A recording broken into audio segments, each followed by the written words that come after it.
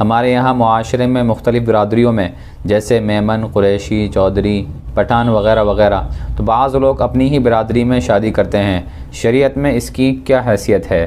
بسم اللہ الرحمن الرحیم، حامدا و مصلیا و مسلما، اما بعد۔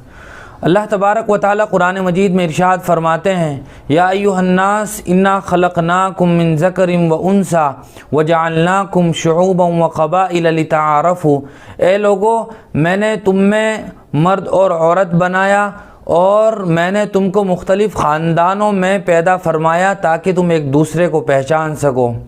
ان اکرمکم عند اللہ اتقاکم، لیکن ہمارے نزدیک قابل تکریم اور باعث عزت وہ ہوگا جو تم میں سب سے زیادہ متقی اور پرہیزگار ہے۔ حضور اکرم صلی اللہ علیہ وسلم نے اپنی ایک حدیث میں ارشاد فرمایا، لا فضل لعربی علی عجمی ولا لابیض علی اسود الا بالتقوی، کہ کسی کالے کو کسی گورے پر یا کسی گورے کو کسی کالے پر، کسی عربی کو کسی عجمی پر کوئی فضیلت نہیں ہے، فضیلت اگر ہے تو وہ تقوی کی بنیاد پر ہے۔ ان آیت اور روایت سے یہ بات معلوم ہوئی کہ مسلمان آپس میں ایک دوسرے سے بالکل نکاح کر سکتے ہیں، چاہے ان کی برادری ایک ہو یا نہ ہو، مسلمان ہونا ضروری ہے۔ انما المؤمنون اخوہ، تمام مومنین آپس میں بھائی بھائی ہیں، لہذا وہ نکاح کر سکتے ہیں۔ حضور اکرم صلی اللہ علیہ وسلم نے اپنی ایک روایت میں ارشاد فرمایا ہے، تنکح المرأة لأربع لمالها ولحسبها وجمالها ولدینها فاظفر بذات الدین تربت یداک، کہ عام طور پر کسی خاتون سے نکاح وہ چار چیزوں کی بنیاد پر کیا جاتا ہے،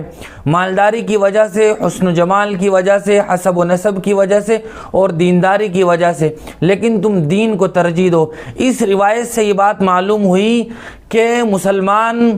کسی بھی عورت سے شادی کی جا سکتی ہے، لیکن اس عورت سے شادی کرنا جو دیندار، متقی اور پرہیزگار ہو، یہ زیادہ اللہ کے نزدیک محبوب اور پسندیدہ ہے۔ ان تمام تر چیزوں کے ساتھ ساتھ شریعت نے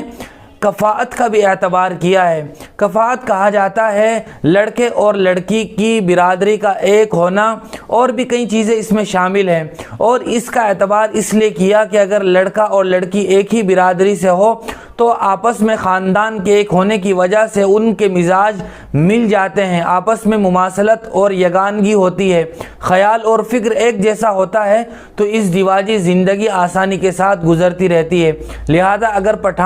پٹھان ہی سے یا میمن ہی سے، قریشی سے شادی کرتے ہیں تو شریعت میں اس بات کا اعتبار ہے، کر سکتے ہیں، لیکن اس کے باوجود اگر کوئی آدمی دینداری کی بنیاد پر دوسرے خاندان میں شادی کرتا ہے تو یہ بھی اللہ کے نزدیک زیادہ پسندیدہ ہے۔